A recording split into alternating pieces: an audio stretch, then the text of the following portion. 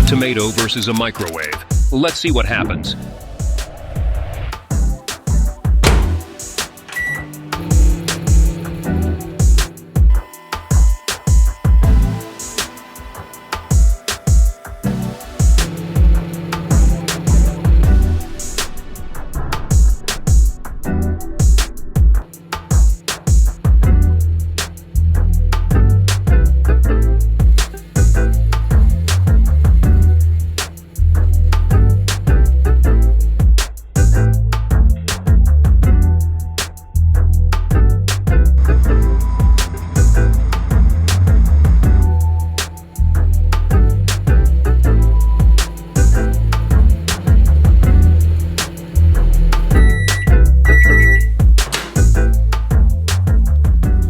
What do you want to see next?